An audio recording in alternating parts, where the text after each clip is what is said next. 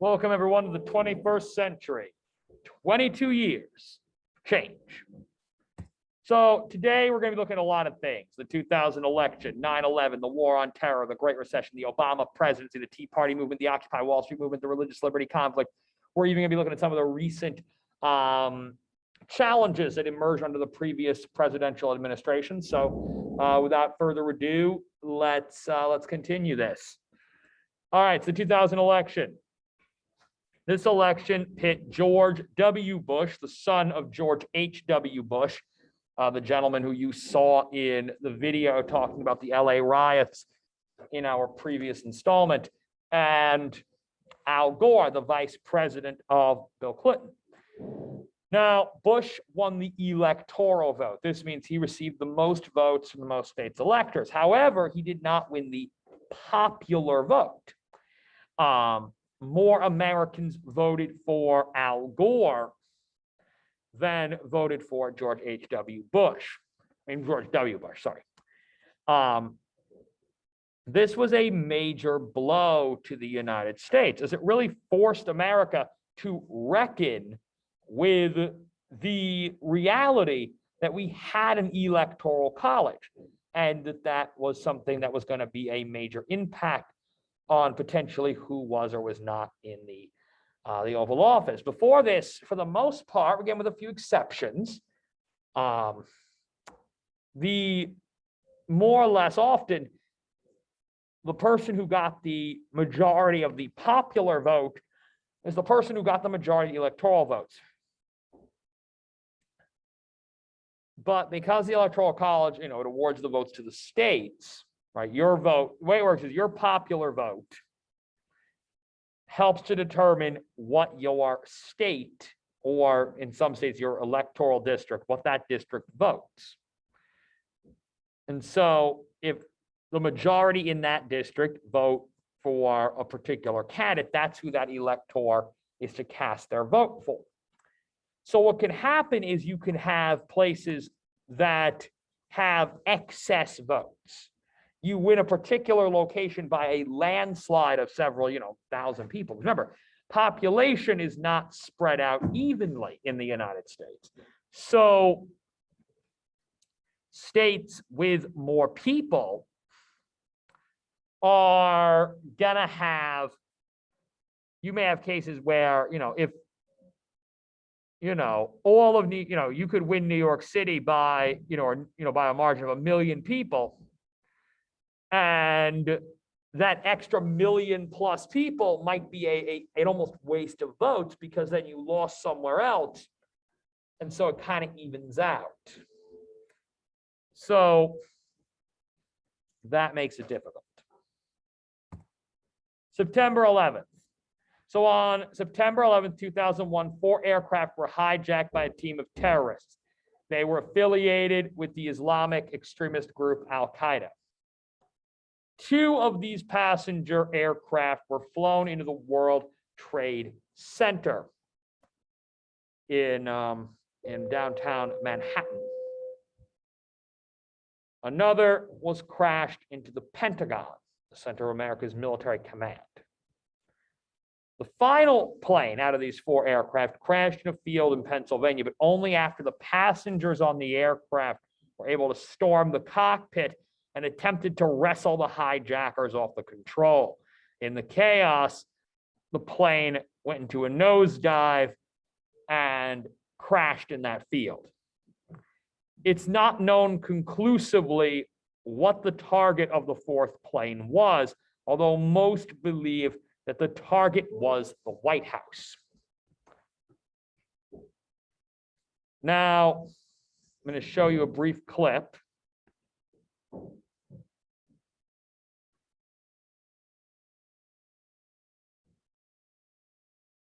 We are going to join another one of our New York affiliates, WABC, for their live coverage. And then all of a sudden, I thought it sounded kind of louder. Then I looked up, and all of a sudden, it smashed right dead into the center of the World Trade Center. Big flash of flame, fire coming out from all over. Then all the bricks, it's a huge hole right now.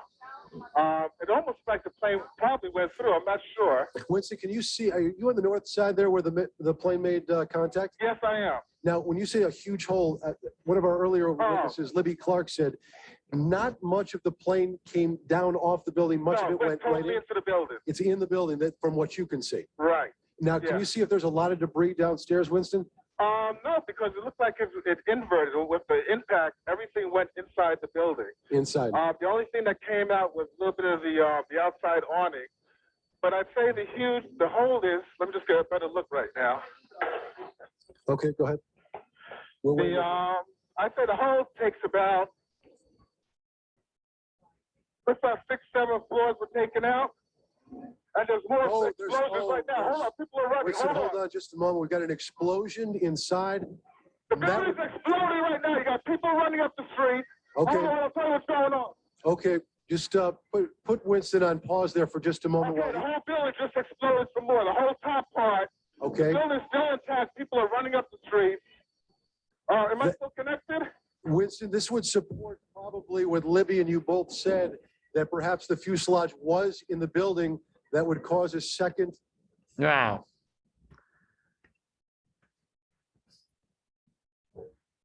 what was the result? Terror gripped the nation. When the first plane hit the tower, people believed it had been a tragic accident. But after the second plane hit the second tower, another hit the Pentagon, it became clear, chillingly clear to many Americans that this was not an accident. This was a deliberate attack. This shook the United States to its core. Remember, the US had not been attacked on its own soil by a foreign nation since December 7th, 1941, when the Japanese military attacked Pearl Harbor. And keep in mind, by 2001, that had been, that had been almost 60 years ago. It was just a few months shy of being the 60th anniversary of Pearl Harbor, in fact. And Pearl Harbor had only been an outlying territory at the time, part of the Hawaiian territory. Hawaii didn't become a state until the 50s. So the last time a foreign nation had attacked America in one of its 50 states, in one of its states, you'd have to go all the way back to the War of 1812. So last time a conquering army had marched through New York City, you'd have to go back to the Revolutionary War. So this was earth-shattering. People that were alive at the time, especially those who were a lot older than I am, can remember exactly where they were when they learned that terrorists had hit the World Trade Center. When Osama bin Laden took credit for the attack, this really put the US on edge.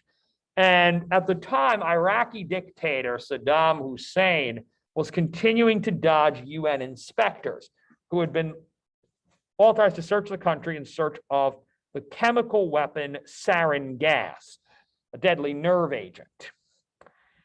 Many feared that Saddam Hussein was going to give these chemical weapons to al-Qaeda, and that armed with sarin gas and other weapons, these deranged individuals could carry on even more severe attacks. This launched what became known as the War on Terror. It was a military effort to wipe out terrorists and those who harbored them. It began with US invasions and regime change wars in Iraq and Afghanistan. The war is now well over 19 years old. When I first made this slide, it was on 19 years old.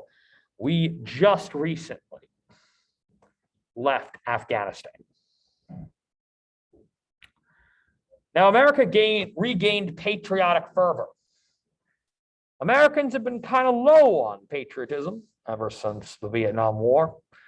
Suddenly, everyone was flying flags, everyone was saluting troops, and America was kind of shaken. One thing was clear: the optimism of the 90s was over. No one anymore believed that the 21st century was going to be a time of unmitigated peace and gradual human improvement. No, it was very clear these threats to American liberty had to be exterminated. This gave the government the idea to pass what became known as the USA Patriot Act, or, as you can see, the Uniting and Strengthening America by Providing Appropriate Tools Required to Intercept and Obstruct Terrorism Act, literally designed to spell USA Patriot. It granted the government a wide degree of surveillance powers, many of which it had wanted for decades before the war. These included roving wiretaps. These are wiretaps that are tied to an individual, not a device. So in the old days, what happened was you would get a order from the court to get a wiretap if you were the police and you believed that someone was, planning or discussing criminal activity over their phone. You could get a wiretap granted where you're allowed to kind of jag into their calls and hear what they're saying. However, in the past, that was tied to the phone, not the person. So if I got a wiretap to bug a particular phone and the person in question used a different phone, well, you're out of luck. You have to get one for a different phone. Now you had to go back to the judge, get a different warrant. Roving wiretap meant you could get a warrant to listen in on the calls of an individual. And this gave you the authority to listen in on any calls that person took, regardless of the phone they used to do it with. They also had what were called delayed notification warrants. What this meant is the government can get a warrant for your search or arrest and not notify you immediately. Normally, if there's a warrant out on you, you're told, hey, there's a warrant out on you by the government. Here, they don't have to tell you immediately. They can get that warrant to search your property or search you or arrest you, and they can sit on that warrant for a while before deciding to use it. Now, search warrants from any district can be used anywhere for terrorism searches. This gives the government a lot of power, because what that basically means is if I'm the government, I want to search your home or whatever, I can get any judge in the United States anywhere to give me that warrant. Normally, search warrants are granted by the judge in that jurisdiction. So if you're in New York City, you're going to receive, you're going to have a judge in New York City has to issue that warrant. If you're in Albany, you have a judge in Albany issue that warrant. Albany County's got to issue that warrant. If you're in San Antonio, Texas, you got to get a judge down in San Antonio to give you that warrant. But for terrorism purposes, no. I could get a judge down in San Antonio to sign off on a warrant and use it to carry out a search, up here in Albany. And it doesn't matter that it's a Texan judge who signed off on the warrant. If it's a terrorism purpose, that's good enough. Now,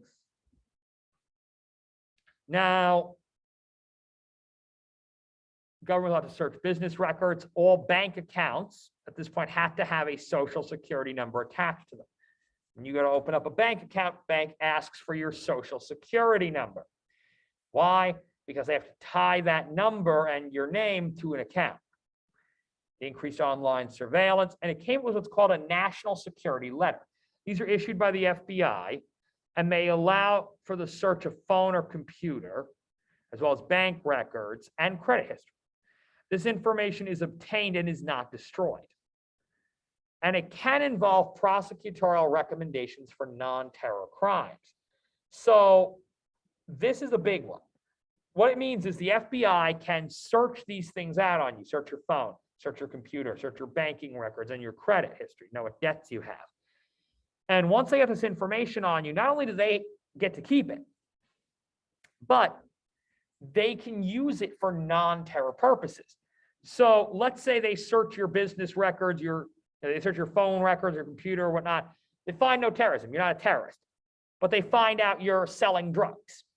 They can now turn that over and say, hey, we found a drug dealer.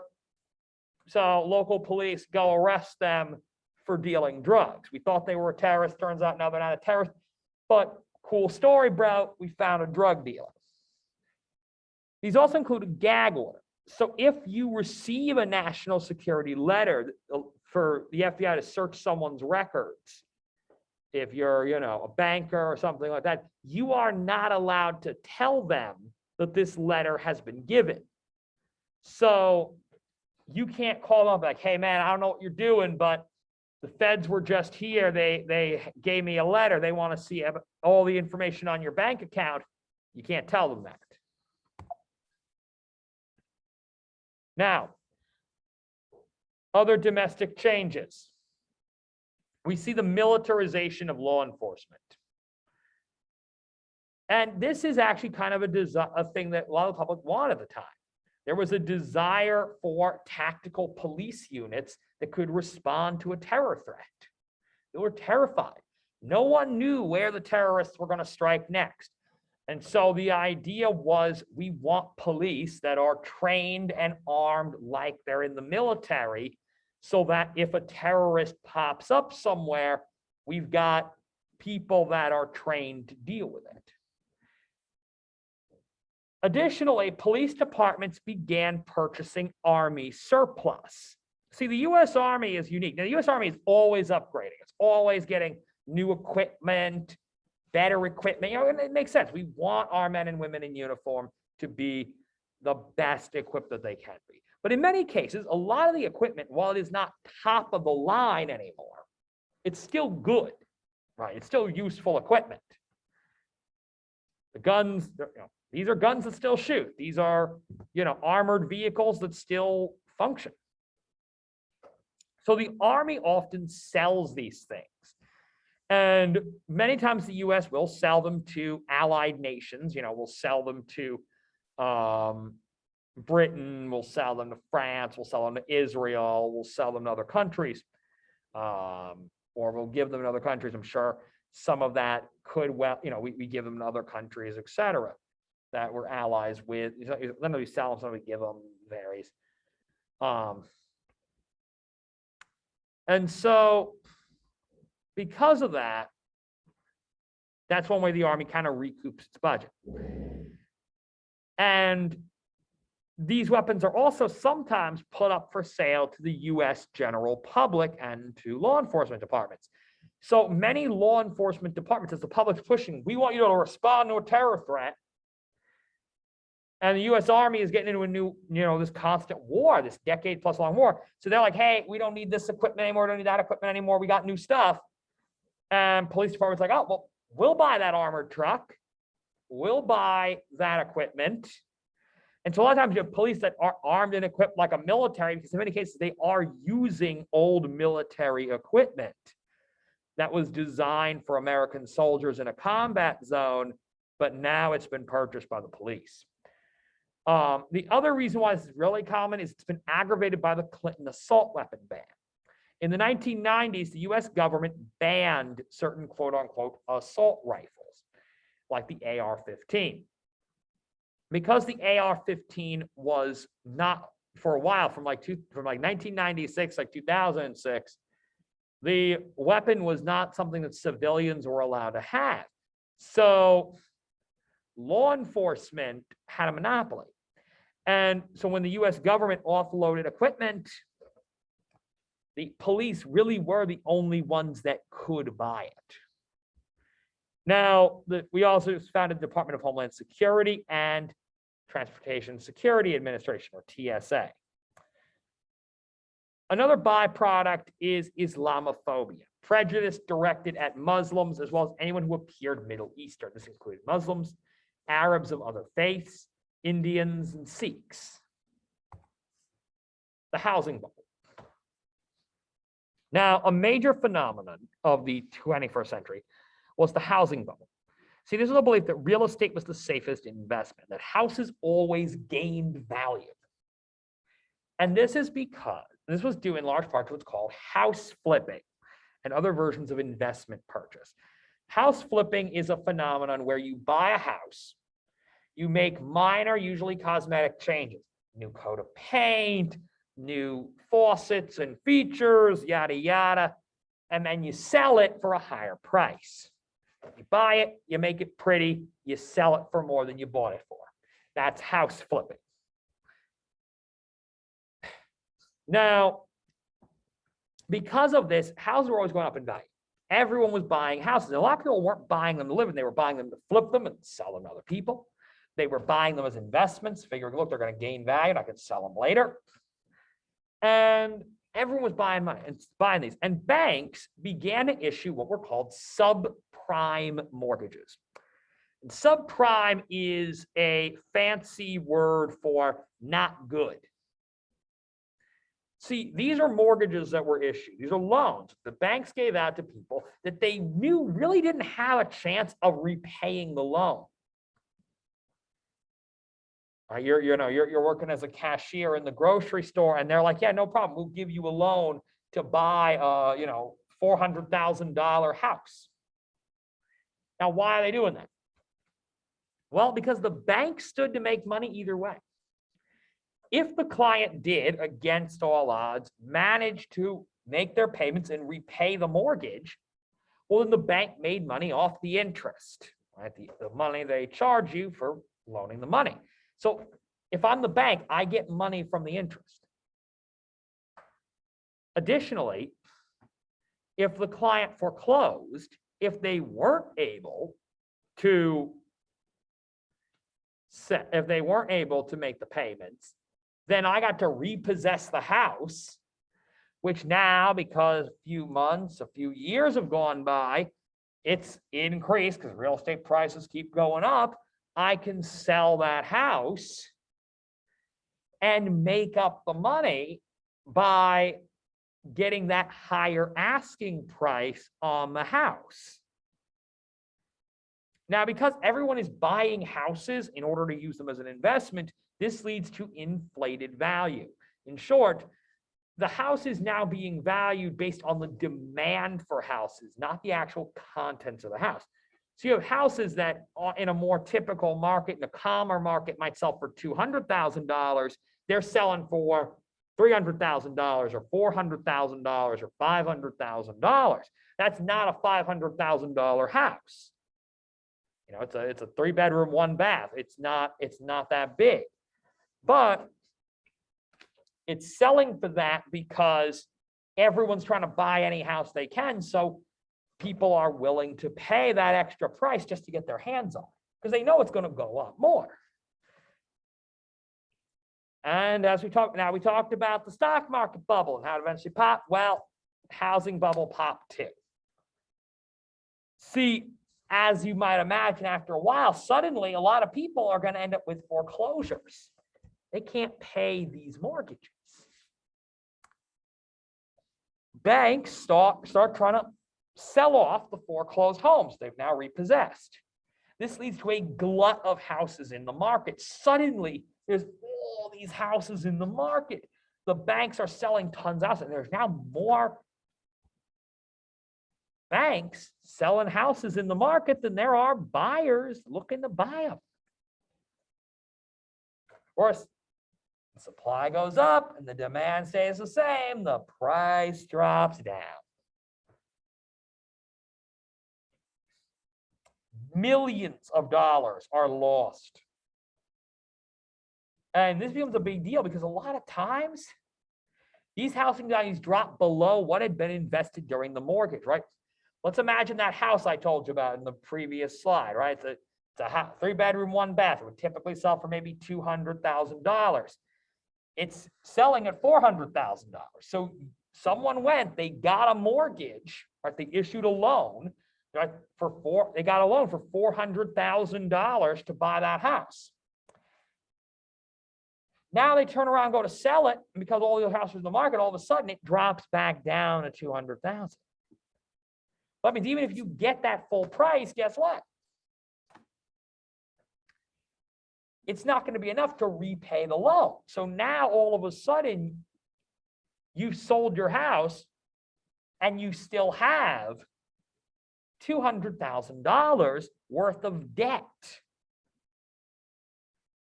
Because you took out a loan for $400K, figuring you'd be able to sell the house for at least $400,000. And you can't. Furthermore, banks had issued what were called mortgage-backed securities. These are a sort of bond backed up by a bundle of home loans, and they were sold to banks by banks to investors. So the banks would take a lot of these subprime mortgages and they put them into what they call a mortgage-backed security. Basically, you bought a bundle of mortgages. You bought maybe 30 mortgages. Those people now pay money to you instead of to that bank. And it was seen as now the bank's going to charge you a certain fee for that. They're saying, hey, we got all these, we got houses, let's say. Between these 10 mortgages, we have $1 million that's going to be coming your way in 30 years. Right? If they all repay in 30 years' time, you're going to have $1 million. We, as the bank, are generously willing to sell you this chance to make $1 million, and we'll sell it to you for the low, low price of $600,000. So you'll pay us $600,000 today, and in 30 years, you'll get $1 million. Or you can now go and sell that mortgage-backed security to somebody else. The problem is the value of these mortgages were based on houses that were given mortgages during the bubble. All of a sudden, you have people that defaulted on these payments. Suddenly, these mortgages were no good. They weren't producing money. So the value of these securities dropped through the floor as well. And a lot of banks had tied a lot of their capital, a lot of the money people put in those banks, into mortgage-backed securities. And just like the Depression, banks' money disappeared. The collapse of these banks, together with the fall of major corporations, brought about the Great Recession. Now, the government would ultimately bail private banks and private companies out. Ordinary Americans who got foreclosed on were left to fall into poverty.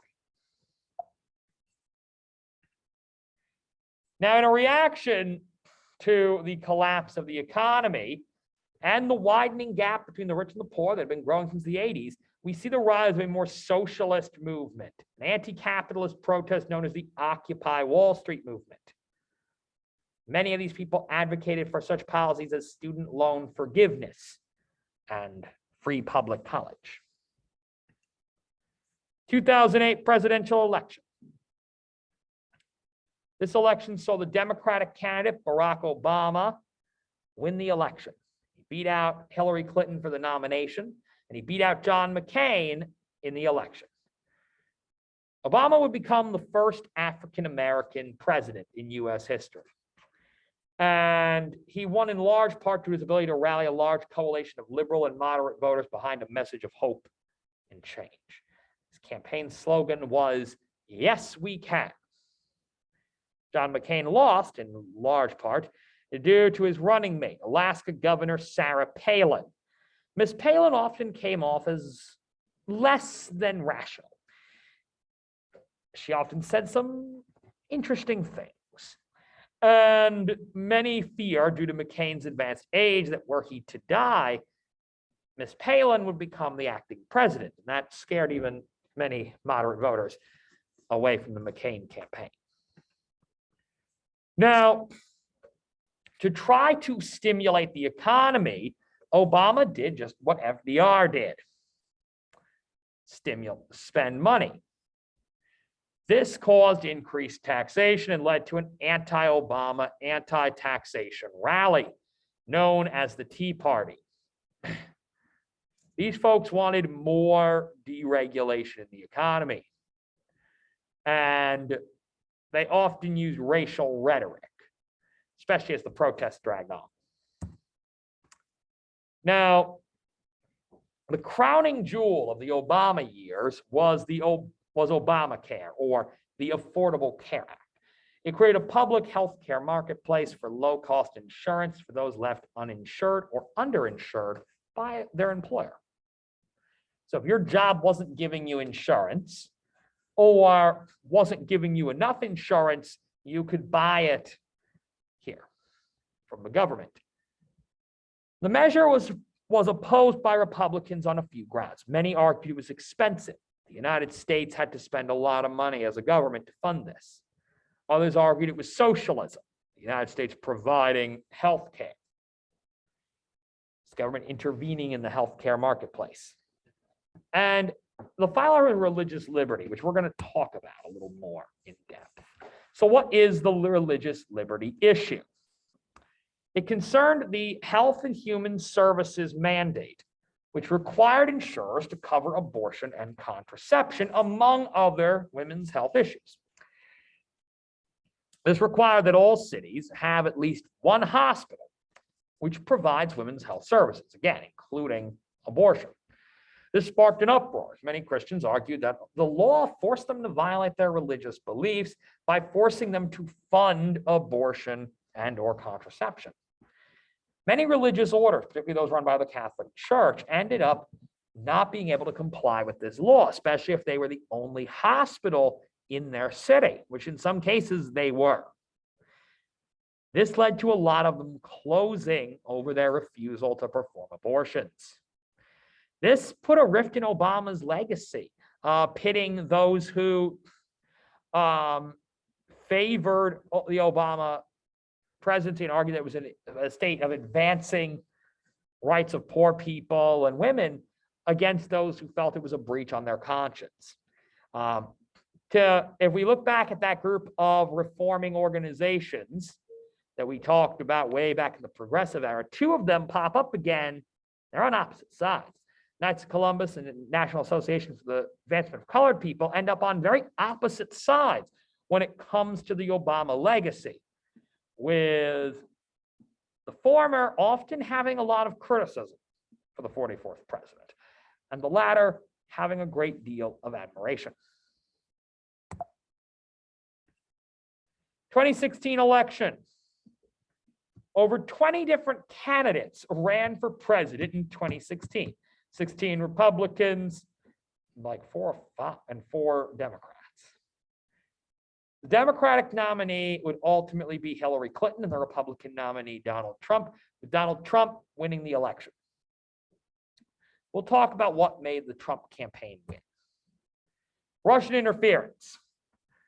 Agents of Russian government facilitated the hacking of Hillary Clinton's emails and the release of data therein.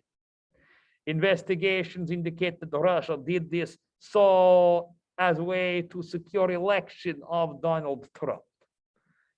Now, why was he not convicted of the collusion? Well, it is mainly because there is no proof that Trump campaign or Donald Trump requested or knew of Russian assistance, even if they benefited from it. In other words, to prove collusion, you must prove that he said, hey, Vlad, could you give hand? And then Vlad gave hand. If Vlad just does what Vlad does because Vlad likes to poke into other countries, that is not considered president's fault. The alt-right. These were younger, far right-wing protesters. They tended to be young men, computer literate, and usually more interested in either conspiracy theories like QAnon or neo-Nazi organizations than more traditionally Southern groups like the KKK. Donald Trump received numerous endorsements from actively racist or fascist organizations, particularly David Duke, the former Grand Wizard of the Knights of the Ku Klux Klan. Now, traditionally, Republicans have made a point of disavowing support from white supremacist organizations, while Mr. Trump gladly accepted these endorsements. So why did the Clinton campaign lose? Truth be told, the pundits are still debating this one, but there are two running theories. Theory number one is that Hillary came off as a condescending coastal elitist. She she neglected blue collar, tradesmen workers in the Rust Belt and just assumed they'd vote Democrat because they always had. Meanwhile, the Trump campaign actively courted support in the Midwest, promising coal mining and manufacturing jobs would expand and return if he were president. And the result, the Rust Belt voted Republican, giving Trump the electoral votes needed to win. The other way of looking at it argues that Hillary was not progressive enough. She wasn't far enough left. And since young people, especially those that were liberal and left of liberal, closer to socialist, often kind of become the shock troops of any left-wing political campaign, young people just weren't excited about Hillary. And with them kind of apathetic, many just didn't show up to vote. And they certainly didn't campaign for Miss Clinton, which in turn allowed the alt-right to really dominate the political narrative and the polls.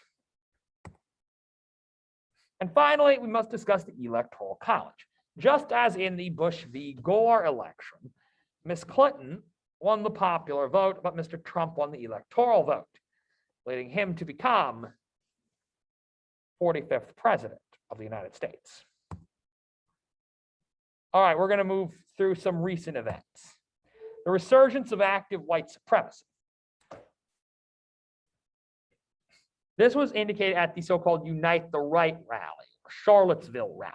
It was a protest over the removal of a statue of Robert E. Lee that turned into a rally of various neo-Nazi organizations. Clashes between protesters and counter-protesters ended with the murder of Heather Hoyer, who was ran over by a car who charged a group of counter-protesters. This became a media firestorm, especially after a bungled press conference. The president referred to very fine people on both sides, essentially equating fascist and anti-fascist violence. Growth of public radicalism. With the growth of the internet and the general polarization of America, more Americans are embracing radical and, shall we say, less liberty-minded ideas. On the right, we have extremists like white supremacists, fascists, and misogynists. Think neo-Nazis, KKK, Proud Boys, degenerates like that. On the other side, on the far left side, we have more people that are straying towards communism, socialism, and anarchism. Think the dreaded Antifa as a good example. And of course, the jihadists haven't left the conversation either. They're in the internet chat rooms too. ISIS, or Daesh, as they hate being called, so I'm going to call it to them again Daesh because they're not a state, however much they want to be, are another example. They don't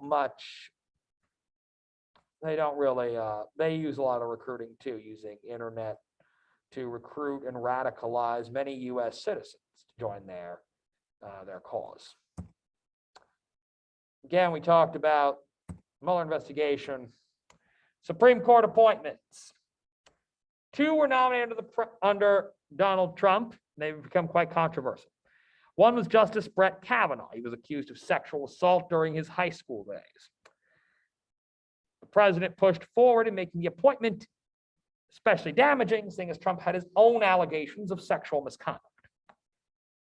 Many conservative pundits argued that allowing them to have more right-wing judges would give them the necessary equipment to overturn Roe v. Wade, often ignoring the fact that this does not frame the pro-life effort in the best light. After all, an accused rapist being part of the ruling to overturn abortion frames it as an attack on women. I mean, the attack ad writes itself. I don't have to say anymore. It writes itself.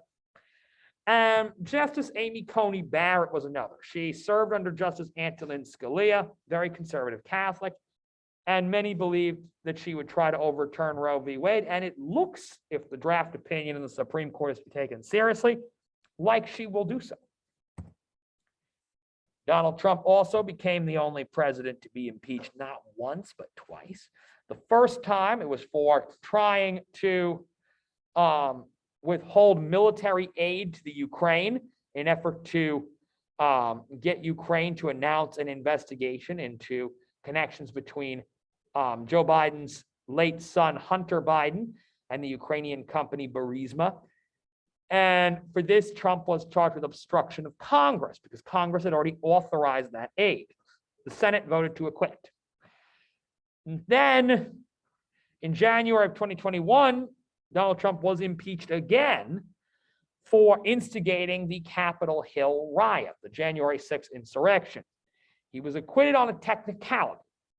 The trial had occurred after Mr. Trump had left office.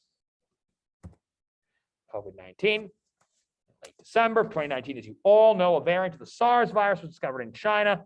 The local branch of the Communist Party suppressed the findings, only admitted the virus's existence in late January of 2020. This occurred after Chinese New Year, when many foreign people had visited their friends and relatives in China and had gone home to their own nations, many of them infected.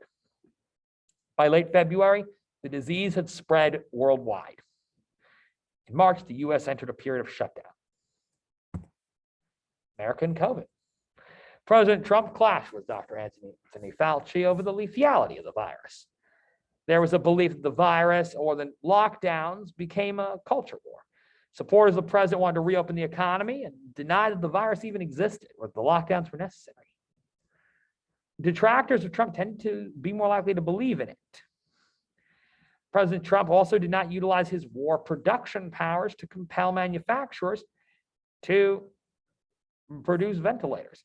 But don't think the president was the only one screwing this up. The governors screwed it up royally too. Governor Andrew Cuomo's with the nursing home scandal, and Florida with its just general anti-lockdown policy. Finally, the George Floyd protests and the Black Lives Matter movement. In late May of 2020, while the nation was still locked down due to a pandemic, George Floyd died while in police custody due to restraint that involved Officer Derek Chauvin putting his knee on Mr. Floyd's neck. The event was captured on video by a bystander. News spread across the internet and soon led to massive demonstrations, some of which ended with violence and property destruction. The Black community, already reeling from the pandemic, was more willing to demonstrate than they'd been in many years. Activists who were unemployed due to the pandemic were free to apply near constant pressure to local governments and police. The new discussion of critical race theory and abolishing the police became new public talking points. It would become hot button issues in the coming election. It also pitted, now 2020 election, pitted Joe Biden against Donald Trump. The election featured the largest turnout in American history, the largest number of mail-in votes of any election. Because the lockdown led to the use of mail-in ballots, there was an exacerbated wait for this to occur. We're not going to talk about the blue shift and the red mirage. You don't need to know that for the regents right now. January 6th, you know what the insurrection was. And an armed mob of attacked the Capitol in an attempt to in order to overturn the results of the election. They were inspired by a fringe online conspiracy movement known as QAnon. You don't need to know that for the regents, but that's just a quick recap of the last 22 years. I'll see you all in class.